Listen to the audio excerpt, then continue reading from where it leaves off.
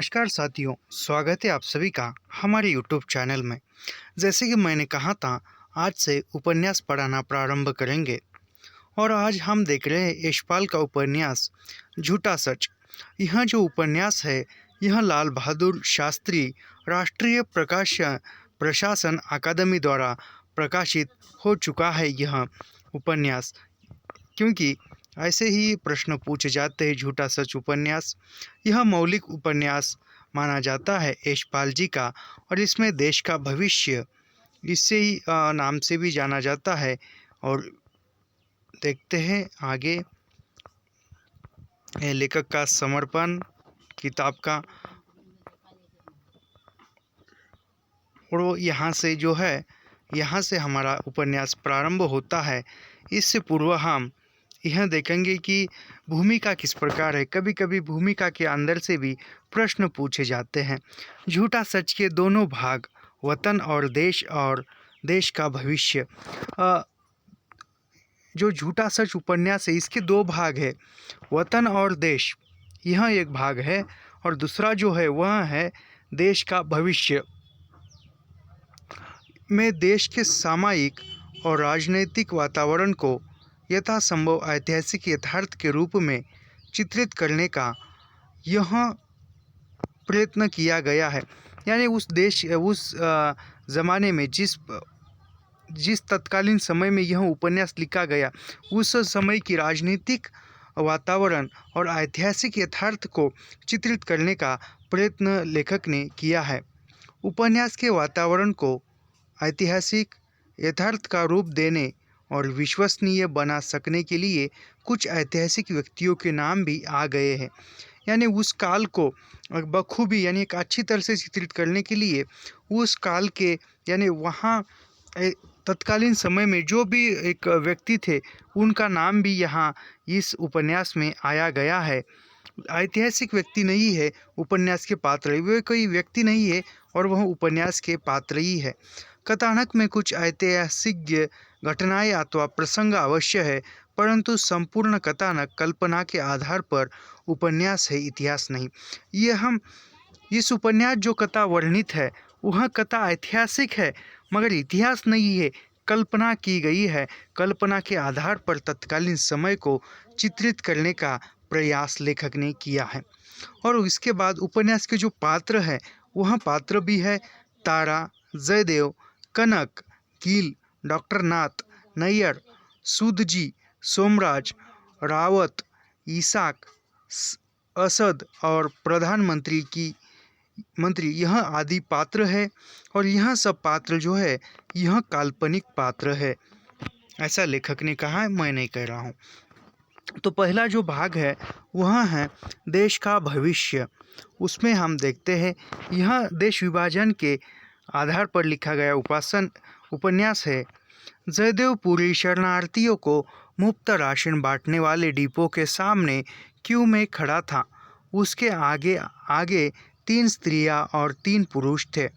Q में सबसे पहले खड़ी स्त्री राशन लेने वाले से अनुरोध कर रही थी, भाई हम 4 आदमी, 2 बच्चे भी है, 1.5 पाव आटा, छटाक भर दाल से हमारा क्या बनेगा।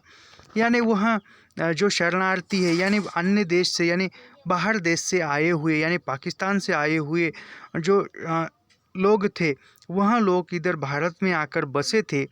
और वहाँ बसने के बाद वह जो क्यूब यानी जो कैंप था, वह कैंप था बाहर के लोगों का, तो उस कैंप में राशन बांटने के लिए लाइन लगी थी। और वो लाइन में जो जयदेव पुरी है, वह राशन मुफ्त में बांट रहा था। तो वहाँ बांटते समय उसी लाइन में एक स्त्री जो है, वह राशन लेने के लिए खड़ी है और वह अनुरोध करती है कि भाई साहब, हम तो 4 आदमी हैं और 2 बच्चे हैं, 1.5 पाव आटा और छटाक भर दाल से हमारा क्या बनेगा।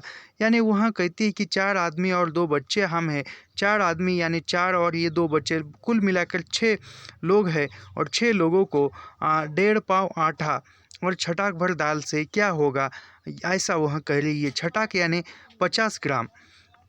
भाई सेर भर आटा तो दो। वह कहती है कि 1.5 पाव देने की बजाय सेर भर आटा तो दो, यानी कुछ ना कुछ एक समय का तो खाना हमारा बन सकेगा। माई की आद माई की माई की आदमी 1.5 पाव आटा, छटाक भर दाल ही ऑर्डर है। जो यहाँ आएगा उसी को मिलेगा। राशन बांटने वाले ने नियम की विवशता प्रकट की। अभी जो राशन बांटने वाला है उसे भी नियमों के अनुसार ही चलना पड़ेगा। किसी को कम या ज़्यादा वह भी नहीं दे सकता। उसको जो नियम दिया गया है उसी के आधार पर वह भी अपना राशन बांट रहा है, और वह कहता है जो भी नियम है उसके आधार पर ही मुझे राशन बांटना चाहिए। 1.5 पाव आटा और छटाक दाल इतनी ही मैं दे सकता हूँ, क्योंकि जो नियम है उसको भी निभाना पड़ेगा। कुछ लोग स्त्री का समर्थन करने लगे, यानी वहाँ पर कुछ लोग थे, वह बोल रहे थे कि हाँ स्त्री की बात सही है, 1.5 पाव आटे और छटाक भर दाल से कुछ नहीं होगा। कुछ लोग उस स्त्री की बात का समर्थन करने लगे थे। दूसरे लोगों ने राशन बांटने वाले का साथ दिया। आदमी तो आदमी तो सभी के साथ है, किसी के साथ 5 है, किसी के साथ 10 है, कोई 4 का राशन ले जाकर भेज भी सकता है। सच्चाई इसी में है कि जिसे लेना हो सामने आकर ले। यानी यहाँ पर कोई कोई वो जो राशन बांट रहा है उसको कहता है कि आदमी तो सभी के पास है, किसी के पास 4 है, किसी के पास 6 है, किसी के पास 5 है, किसी के साथ 7 है। तो जो वहाँ नियम है उसके अनुसार ही राशन लेना चाहिए, ऐसा वह कह रहे हैं। पूरी ने देखा राशन ले चुके 2 पुरुष और एक स्त्री एक और खड़े थे। दोनों पुरुषों ने अगोछे में लिया आटा और दाल स्त्री की ओढ़नी की झोली में दे दिया। यानी वहाँ वहाँ पर वो पूरी जो था वह पूरी राशन बांट रहा था। वह देखता है कि 2 पुरुष और एक स्त्री एक कहीं पर बाजू में जाते हैं, और वो दो पुरुष जो है वो उसने जो आटा लिया था वह आटा उस स्त्री के झोली में ओढ़नी में डालते हैं। अधिक आयु के पुरुष ने लड़के से कहा, तुम चलो मैं बालन ईंधन लेकर आता हूँ। कोई वृद्ध व्यक्ति कहता है लड़के से कि तुम यह राशन लेकर चलो, मैं ईंधन तेल यानी जो मिट्टी का तेल यानी चूल्हा जलाने के लिए चाहिए वह तेल मैं लेकर आता हूँ। पूरी अपना बिस्तर बगल में दबाए था। सोचा आटा दाल लेने के लिए बिस्तर से चादर निकाल ले, पर बिस्तर खोलने के लिए क्यों से हटना तो कई आदमियों के पीछे हो जाना पड़ता है। अभी जो पूरी तो था, पूरी ने अपना जो बिस्तर था, जो राशन बांट रहा था उसी का नाम पूरी था। उसका नाम पूरा नाम क्या है हम देखते हैं। जयदेव पुरी उसका पूरा नाम था। तो वहाँ जयदेव पुरी जो है अपना जो भी बिस्तर है उसने बगल में थामा था, बगल में पकड़ा था, और वो सोचता है कि आटा और दाल बिस्तर से चादर निकाल कर, यानी आटा और दाल भी वह कुछ लेना चाहता है, मगर वह बिस्तर तो सभी के सामने नहीं निकाल सकता, क्योंकि वह सभी से निकालने के लिए सभी से नजर छुपा कर वह ले जा सकता है, ऐसा वह कह रहा है। पूरी बगल में अपना बिस्तर दबाए ही कमीज के दामन के एक छोर में 1.5 पाव आटा और दूसरे छोर में छटाक भर दाल थामे मंडी बाजार में निकल गया। यानी पूरी जो है अपना वह बिस्तर तो नहीं निकाल सकता, यानी कमीज जो शर्ट है, कमीज यानी शर्ट है, उस शर्ट के दामन पर ही एक 1.5 पाव आटा और छटाक भर दाल डालता है और बाजार की मंडी में चला जाता है। वहाँ किसी ढाबे की खोज में चला जा रहा था। लगभग 100 कदम चलकर बाजार में ताज़ी गरम रोटी की महक अनुभव हुई और ढाबा दिखाई दिया। वहाँ किसी ढाबे के खोज में निकला था, यानी उसको भूख लगी थी, और वहाँ थोड़ा 100 कदम आगे चलकर उस बाजार के मंडी में ये गरम रोटी पकने की उसको महक आती है, स्वाद आता है, और वह उस ढाबे की तरफ चलता है। आटे की लोई को गोल और चपटी करने के लिए दोनों हथेलियों के बीच पीटने से पटपट आवाज़ गूंज रही थी। यानी वहाँ आटा जो था वहाँ ऐसे पकड़ कर ऐसे दोनों हाथों से थपथपाता है, चपटी बनाता है, और उसकी टप टप आवाज़ आती है, वो हथेली से दबाता है। ढाबे के महरे ने 1.5 पाव आटे की बनी हुई रोटी और पकी हुई दाल बदले में दे देने के लिए एक आना मांगा, और वहाँ जो ढाबे वाले ने कहा कि जो रोटी और पकी हुई दाल देने के लिए उसको 1 आना यानी उस ज़माने का 1 रुपया ऐसा उसको मूल्य मांगा।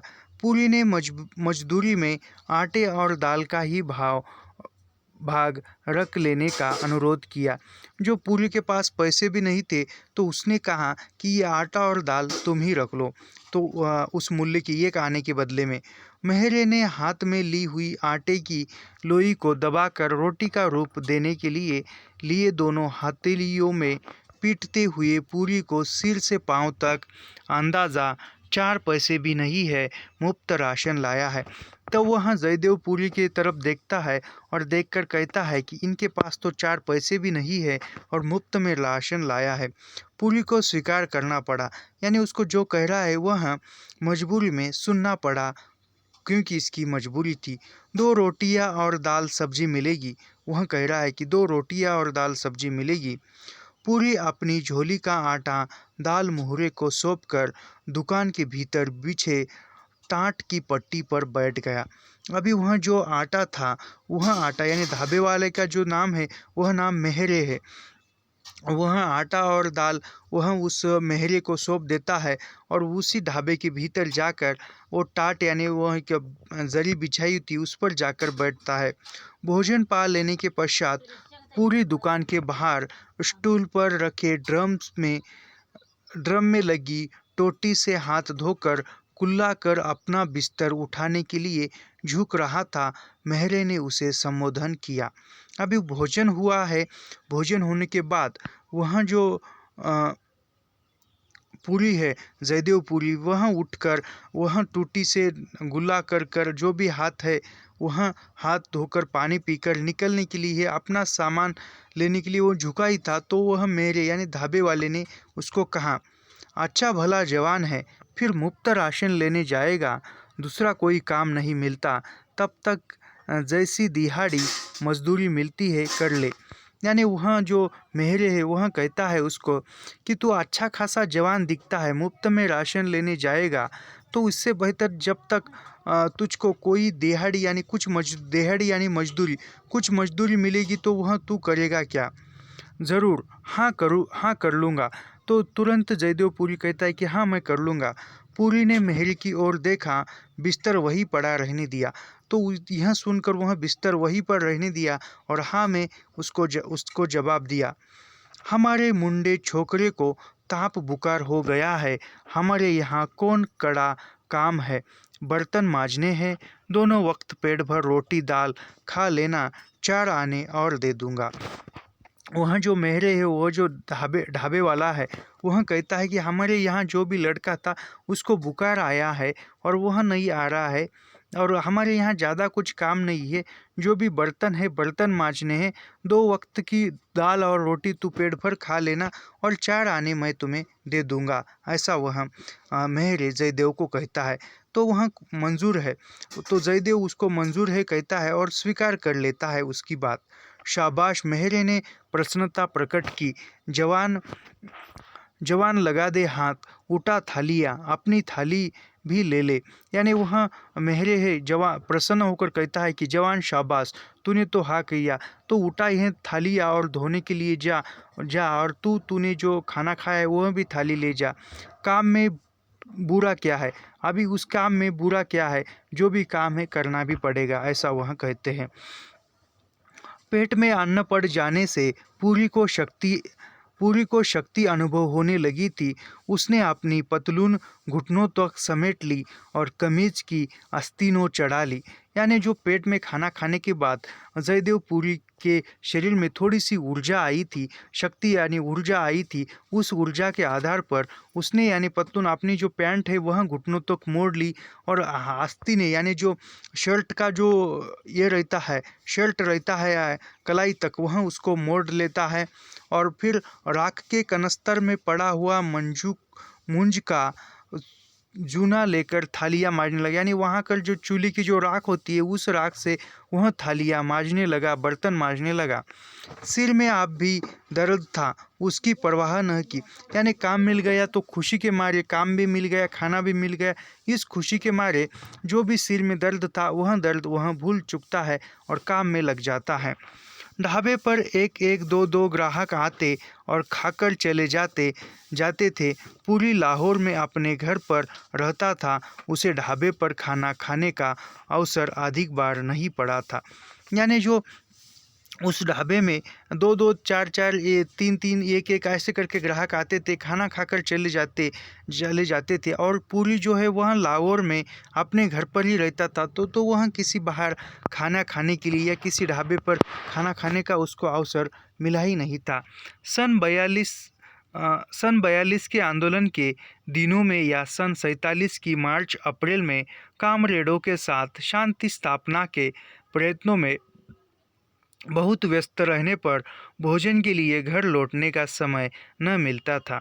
यानी सन 42 में जब वह अंग्रेज़ों को देश से निकालने का आंदोलन चल रहा था और भारत पाकिस्तान विभाजन की बात भी चल रही थी, तब वहाँ देश में इतना ही नहीं, 1947 में भारत पाकिस्तान विभाजन हो रहा था। तब वहाँ मार्च अप्रैल के कामरेडों में, यानी जो कामरेड प्रभाव के जो थे लोग, वह देश में स्थापना यानी समाज में शांति स्थापना करने के लिए वह कुछ सभाएं बुलाती थी, उनके साथ वह निकलता था। तो वह घर में भोजन करने के लिए समय ही नहीं मिलता था, सभी तरफ समाज का काम करने के लिए ही वक्त बिता था। तब वह तंदूर पर ही खा लेता था। तब वह तंदूर पर ही यानी एक छोटे से टपरी पर ही खा लेता था। पूरी ढाबे के ढंग से परिचित था। मेहरा तंदूर के साथ गद्दी पर बैठा हथेलियों से गड़कर रोटियां तंदूर में लगाता जा रहा था। यानी जो तंदूर यानी जो ऐसी एक प्रकार जो मटका होता है, उसी प्रकार मिट्टी का बड़ा सा होता है और उसके नीचे आग लगाई जाती है और उस पर रोटियां सेकी जाती है, उसको तंदूर कहते हैं। तो वहाँ तंदूर यानी पहले भी इसने ढाबे पर रोटी खाई थी, लेकिन ढाबे के अंदर नहीं गया था। वहाँ जहाँ काउंटर था, काउंटर ही समझेंगे, काउंटर था, उसी पर वहाँ खड़े रहकर रोटी खाता था। तो पूरी ढाबे के ढंग से परिचित था। यानी वहाँ पर जो पूरी जो था, ढाबे का रंग ढंग कैसा था वो उसको पता था। मेहरा जो था उस ढाबे का मालिक, वहाँ जहाँ पर रोटियाँ सेकी जाती है वहाँ पर गद्दी पर बैठा हुआ था और वो हथेलियों से रोटियां सेकने के लिए या भूनने के लिए उस तंदूर में डाल रहा था। रोटियों के सीख जाने पर खन खन बजती लोहे की सीखों से भाप उड़ाती चित्तीदार रोटियों को तंदूर से निकाल लेता। यानी वहाँ अंदर रोटी पूरी तरह से पक जाने के बाद या भून जाने के बाद वह लोहे के डंडे से उसको निकालता था और उसके ऊपर ऐसे थाप मार कर उसके अंदर की भाप निकाल लेता था।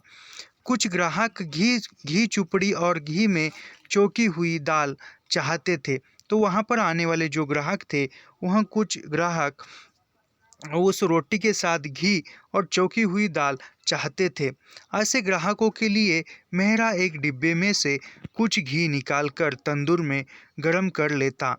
यानी मेहरा जो था, ऐसे ग्राहक जो भी ग्राहक घी मांगते थे और वह चौकी हुई दाल मांगते थे, तो उसके लिए वह कुछ डब्बे में से थोड़ा सा घी निकाल कर उसी तंदूर में गर्म कर लेता था। घी में कुतरा हुआ प्याज छोड़कर दाल डालने पर बहुत जोर से छो शब्द हो जाता।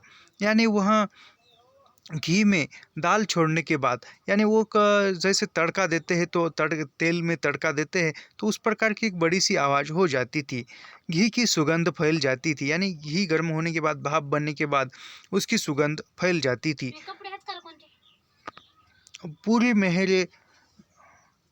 पूरी मेहरे के सहायक का काम कर रहा था। वह थाली में रोटियां, दाल की कटोरी और कड़ची भर कद्दू की तरकारी ग्राहकों के सामने रख देता था। यानी जो पूरी जो था, मेहरे और पूरी दोनों मिलकर काम कर रहे थे। पूरी उसका मेहरे का सहायक था, यानी उसका हाथ बटाने वाला था। वह भी कुछ काम कर रहा था, वह भी थालियाँ लगा रहा था। कद्दू की तरकारी यानी कद्दू की सब्जी जो है वह ग्राहकों को देता था। यानी सब कुछ जो काम है सभी काम में वह हाथ बटा रहा था। अभी काम यानी काम सब कुछ करना पड़ता है। गिलास में जल देता था, फिर झूठे बर्तन उठाकर मांजने के लिए बैठ जाता। उसके सिर का दर्द भी धीमे धीमे मिटता जा रहा था। पूरी सोच रहा था, आज रात यहाँ ही काट लूँ, कल देखूंगा। यानी वह पूरी कहता है, काम कर रहा है और वह हाथ बटा रहा है। उतने में पूरी सोच रहा है कि कल रात जाऊंगा, इस रात तो मैं यहीं पर रहूंगा। संध्या का अंधेरा उतर आया था। बाजार में बिजलियां जल गई। मेहरे ने भी स्विच दबाकर दुकान में रोशनी कर दी। यानी संध्या का अंधेरा हो गया है, शाम हो गई, रात हो गई। सभी तरफ, सभी बाजार में, सभी मंडी में बिजली चमक उठी है, यानी लाइटें लग गई है। और वह मेहरे ने अपने ढाबे में बटन दबाकर रोशनी कर दी। उसने बिजली के बल्ब को लक्ष्मी का रूप दीपक मानकर हाथ जोड़ नमस्कार कर दिया। यह जो प्रथा है आज भी है, कभी आज भी है। यहाँ बिजली आने पर तुरंत रात के समय बिजली आने पर हाथ जोड़कर नमस्कार करते हैं लोग, आज भी करते हैं गांव देहातों में। तो उसी प्रकार मेहरे ने भी बिजली आई, बटन दबाकर लाइट रोशन किया और बिजली को नमस्कार कर दिया। संध्या समय ग्राहकों की संख्या बढ़ने लगी थी। खद्दर का कुर्ता पायजामा और गांधी टोपी पहने एक आदमी आया। यानी वो रात के समय था, तो रात के समय भोजन करने के लिए ग्राहकों की संख्या बढ़ने लगी। उसी में एक खद्दर का कुर्ता यानी खादी का कुर्ता और पायजामा, गांधी टोपी पहनकर एक आदमी आया। उसने मेहरे से समीप ही सूद जी के यहाँ खाना पहुँचा देने का संदेश दिया। उसने कहा कि सूद जी के यहाँ खाना लाकर दो, ऐसा संदेश दिया। मेहरे ने अपने आदमी के बुखार में पड़े होने की विवशता बताई। तो मेहरे ने कहा, ढाबे के मालिक ने कहा, मेरा जो आदमी था, नौकर था, वह बीमार हो गया, इसलिए रोटी पहुंचा नहीं जा सकती, ऐसा वह कहता है। खद्दर पोष सज्जन ग्राहक ने भी सूद जी के नौकर के बुखार में पड़े होने की बात कही। यानी खद्दर जो खादी पोष सज्जन ग्राहक थे, उसने भी वह नौकर को बुखार है इस बात कही। मेहरे ने जूडी के बुखार को गाली दी और फिर बर्तन मलते हुए पूरी को संबोधित किया, सुन, 10 कदम ही तो है, जा बाबूजी के साथ जाकर मकान देख ले, थाली पहुंचा देना। यानी वह कहता है, अभी वह नौकर है और उस नौकर की तो तबीयत खराब है, उस खराब तबीयत है, उसको गाली देता है और पूरी को कहता है कि जा तू बापूजी के साथ जा और जाकर घर मकान देख लेना, वहाँ तुझे ही थाली पहुँचाना है, ऐसा वहाँ कहता है। पूरी संदेश लाने वाले आदमी के साथ 40 कदम बाजार में गया। आदमी ने उसे एक जीना दिखा दिया और अपने काम से चला गया।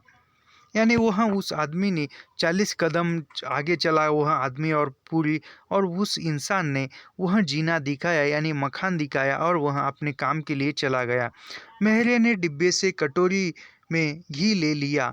2 रोटियां की लोई में घी लगाकर परोठियाँ सेकी। परोठियों को घी से चुपड़कर थाली में रखा। एक टोकरी में कटा हुआ प्याज घी में डालकर दाल चौकी। दूसरी कटोरी में तरकारी भी चौकी। थाली में एक पत्ता रखकर चटनी रखी। थाली को दूसरी थाली से ढका।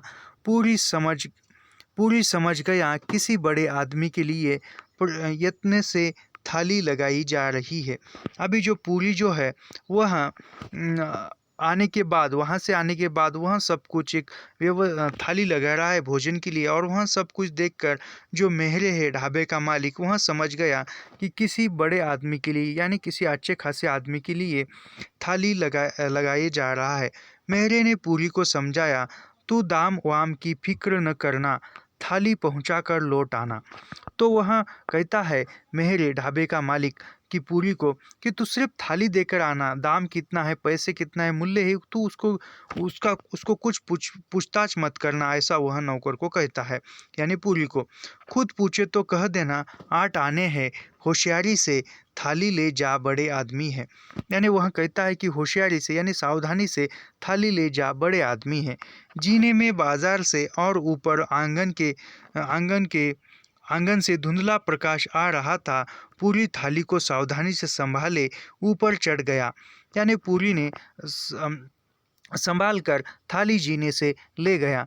जीने के सामने छोटा सा आंगन था। उसने पुकारा, ढाबे से थाली लाया हूँ जी। यानी वह पूरी ऊपर चढ़ने के बाद सावधानी से जीने से ऊपर जाता है और जाने के बाद कहता है, आवाज़ लगाता है कि ढाबे से थाली लाया हूँ जी। पूरी ने ऐसे पुकारा मानो वह रंगमंच पर निसंकोच नौकर का अभिनय कर रहा हो, परंतु वह अभिनय नहीं कर रहा था। उसका स्वर और व्यवहार काम और स्थिति के अनुकूल हो गया था। वह किसी नाटकीय शैली में जैसे बोलते हैं उसी प्रकार वह बोल रहा था, मगर वह किसी रंगमंच पर न होकर वास्तविक जीवन में वह उस प्रकार का हो गया था। यानी उसका काम और व्यवहार में, काम में होने के बाद या व्यवहार में होने के बाद उसके अंदर अपने आप वह भाव उमड़ आ गए थे। हाँ हाँ ले आ अंदर, उत्तर सुनाई दिया। तो अंदर से आवाज़ आई, हाँ हाँ अंदर ले आ, ऐसा उत्तर सुनाई दिया।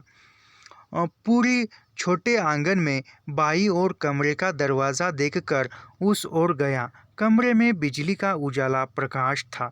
वहाँ पूरी जो है आंगन के बाई ओर जो कमरा था उस कमरे में गया और उस कमरे में बिजली का उजाला था।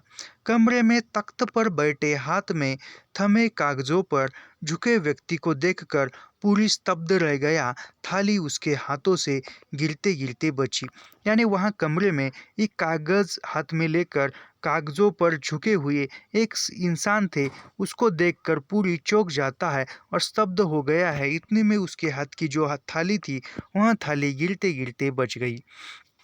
तख्त पर बैठा व्यक्ति कागजों पर नजर लगाए अपने सिर के महीने कटे केशों पर हाथ फेर रहा था। यानी वहाँ पर जो तख्त पर बैठा इंसान था वह इंसान अपने कटे हुए बालों को वही कागजों में लगे हुए कटे हुए बालों से सिर से हाथ फेर रहा था। उसने दृष्टि उठाए बिना ही थाली लाने वाले को आदेश दे दिया, तीपाई इधर खींचकर थाली रख दे।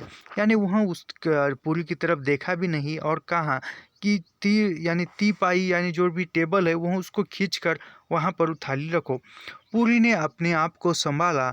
एक प्रबल आवेग आंतों की गहराई से उठकर गले में आ गया। यानी पूरी ने रखा और वो संभालते हुए आ गया। उसने गर्दन झुकाए थाली को तीपाई पर रख दिया और तीपाई को थाली समेत उठाकर तख्त के समीप खींच दिया। पूरी चाहता था कि तख्त पर बैठे व्यक्ति से आंख मिलने से पहले ही लौट आए, परंतु ठिठक कर रह गया। यानी वह पूरी जो है अपना काम जल्दी कर उसको आंख न मिलाना चाहता था और तुरंत वहाँ से बाहर निकलना चाहता था। इसलिए उसने कहा कि तीपाई पर थाली रखो। तो उसने पहले तीपाई पर थाली रखी और उसकी तरफ वह तीपाई खींची और वह जल्दी निकलने चाहता था लेकिन निकल नहीं पाया। तख्त पर बैठा व्यक्ति गर्दन उठाए बिना ही बोला, जरा लोटे में पानी भी दे दे, हाथ धो लूं। तो वह जो नीचे झुका हुआ इंसान था वह कह रहा है कि जरा लोटे में पानी भी दे देना तुम हाथ धोने के लिए। लोटा पानी कहाँ है? पूरी को पूछना पड़ा। उसका शोर भरा गया था। यानी अभी पूरी जो नया नया था तो वह कहता है कि लोटा और पानी कहाँ है? तो वह बोलता है वही नल के पास। तख्त पर बैठे व्यक्ति की गर्दन उठ गई। अभी वह कहता है कि वही नल के पास लोटा है और नल में पानी है। ऐसे बोलते हुए उसने अपनी गर्दन ऊपर उठा ली। व्यक्ति ने पूरी को ध्यान से देखा, विस्मय का गहरा सांस खींचा। पूरी, जयदेव, अरे पूरी भाई, यह क्या? तो वह व्यक्ति ने ऊपर देखा और विस्मित हो गया, उसकी तरफ देखकर आश्चर्य हो गया और वह कह रहा है कि पूरी पूरी, जयदेव, अरे पूरी भाई, यह क्या? यानी यह तुम क्या कर रहे हो? ऐसा कह रहा है। उसने पूरी को बाह से पकड़कर समीप तख्त पर बैठा लिया। पूरी की गर्दन झुक गई। यानी उसने पूरी को पूरी को आगोश में लिया और उसको नीचे बिठा लिया। पूरी गर्दन झुका कर बैठ गया। पलकों में आ गए आंसुओं को रोककर और गले में आ गए अवरोध को निगल कर बोला, सूद जी, क्या बताऊं? तख्त के कोने पर रखे टेलीफोन की घंटी बजी। उठी सूद जी ने हाथ बढ़ाकर फ़ोन उठा लिया। यानी वह जो सूद जी है वह पहले से ही पूरी को जानता है और उसके जो वह रोने की अवस्था में आ गया। सब कुछ दबाकर वह कुछ बोलना चाह रहा था, तो वह जयदेव पूरी कहता है कि सूद जी तब वहाँ पर टेलीफोन बजता है और वह जो सूद जी है वह टेलीफोन उठाते हैं। पूरी को संभलने का अवसर मिला, यानी खुद को संभालने का पूरी को अवसर मिल गया। सूद जी ने स्नेह और उपालंब से पूरी को डांटा, यह क्या हरकत है तुम्हारी? जो भी हो गया था तुम्हें नहीं मालूम था? क्या नाम जालंधर में सूद रहता है। यानी वह पूरी को कहते हैं कि यह कैसी हरकत है, यह ऐसा काम क्यों कर रहे हो तुम? ऐसा जो कर रहा है यह तुम्हें अच्छा भी लगता है? क्या नाम जालंधर में रहते हो ना तुम? ऐसा सूद जी कहते हैं। यह तो नहीं है कि शहर में लोग सूद को जानते पहचानते नहीं है, यानी इस शहर में लोग जानते पहचानते नहीं है, ऐसा तो नहीं है। कहीं भी पूछ लिया होता क्या नाम, सेवा समिति में, कांग्रेस दफ्तर में, किसी भी दुकान पर, किसी टांगे टम वाले को ही कह देते तो पहुंचा देता। यानी वह कहता है सूद जी कि तुम ऐसा काम कर रहे हो यहाँ आकर शहर में। इस शहर में मुझे सभी लोग जानते हैं। तुम मेरा यदि नाम बताते तो कोई भी टांगे वाला या टमटम वाला मुझ तक तुझे पहुंचा देता था। सूद जी के स्नेह अधिकार का सहारा लेकर पूरी ने संक्षेप में बता दिया। वह अगस्त के आरंभ में यूपी के एक पार्लियामेंटरी सेक्रेटरी के आश्वासन पर नैनीताल लखनऊ चला गया था। यानी पूरी बोल रहा है कि उसने स्नेह से कहा कि ऐसा काम क्यों कर रहे हो, ऐसा वो बोलने के बाद फिर पूरी बोलने लगा, जी यह सब कुछ अगस्त माह के प्रारंभ में यूपी यानी उत्तर प्रदेश के पार्लियामेंट, उत्तर प्रदेश के सरकार के आश्वासन पर मैं नैनीताल लखनऊ चला गया था।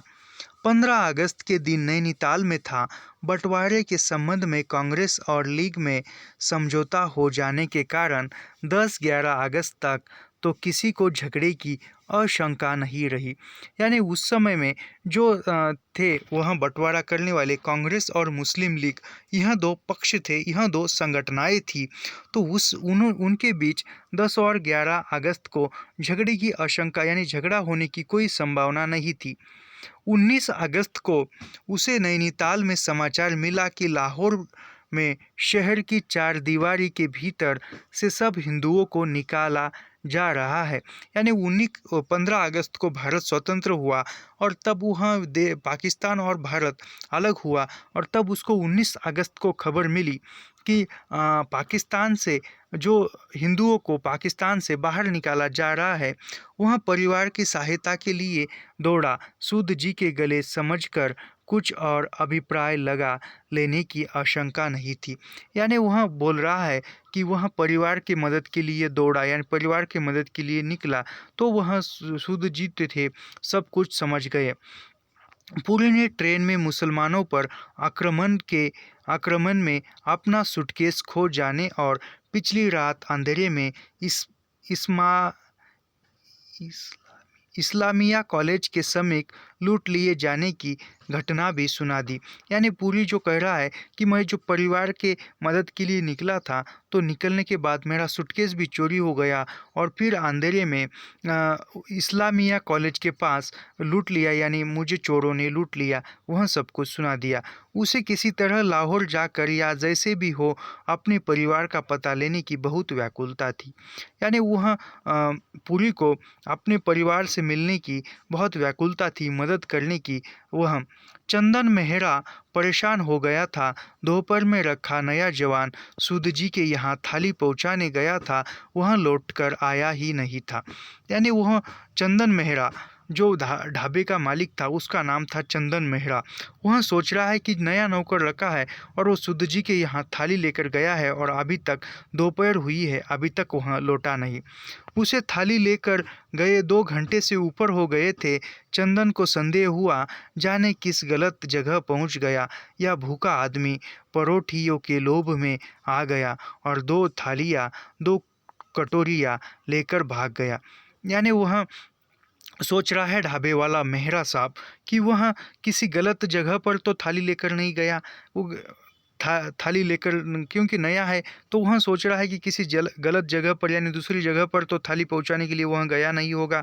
उसको जब वह सूद जी का घर मिला ही या नहीं मिला, ऐसा वह सोच रहा है। इतना ही नहीं, भूखा व्यक्ति है, वह खाना खाकर दो थालियाँ, 2 प्लेट और टोकरी लेकर भाग तो नहीं गया, ऐसा वह सोच रहा है।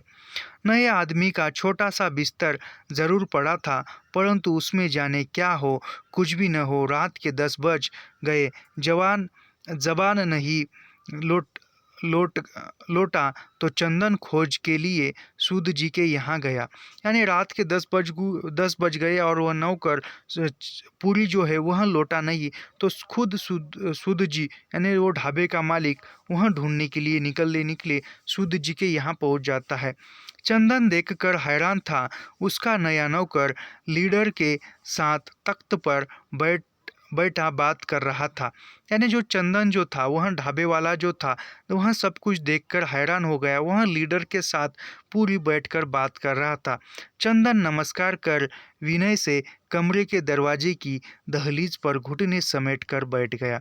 यानी जो चंदन जो था, वह चंदन मेहरा जो था ढाबे का मालिक, वह सब कुछ देखकर चौंक तो जाता है और नमस्कार करते हुए, प्रणाम करते हुए उस वहाँ पर जो लीडर को दहलीज पर यानी चौखट के आसपास घुटनों पर बैठ जाता है ज़मीन पर। सूद जी ने चंदन को डांटा, तुमने इन्हें हमारा नाम पता क्यों नहीं दिया? यह तो हमारे भाई है। क्या नाम लाहौर में रहते थे? जो सूद जी ने चंदन को डांटा, यानी जो सूद जी है, सूद जी ने उस चंदन को डांटा, यानी वह ढाबे वाले को डांटा। यह तुम्हें पता नहीं, यह हमारे भाई है, और इसने तो नाम भी कुछ नहीं बताया। यह हमारे भाई है और यह लाहौर में रहते थे, ऐसा सूद जी ने उस बड़े लीडर ने कहा। चंदन ने धरती को हाथ लगाकर कान छुए और हाथ जोड़कर क्षमा मांगी। महाराज जी, मुझे क्या मालूम था। सरकार जी, इन्होंने भी कुछ नहीं कहाँ पूछा। यानी वह चंदन कह रहा है मेहरा साहब के हाथ जोड़कर कि माफ़ी हो गई, कान पकड़ते हुए कहते कि माफ़ी पकड़ लो, क्षमा मांगता हो। और वह कहता है कि महाराज जी, मुझे तो मालूम नहीं था, लेकिन इन्होंने भी कुछ नहीं बताया।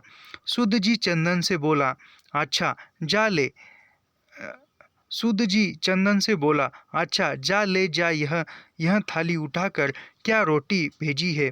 क्या नाम को ठिकरों की तरह ठंडी है? बेशर्म, क्या नाम पड़ोस का इतना भी लिहाज नहीं। वह सूद चंदन को कहता है, सूद जी कि क्या ठंडी रोटी भेजी है? बेशरम कही का, पड़ोस को तुम ऐसी रोटी देते हो? ऐसा वह कहता है।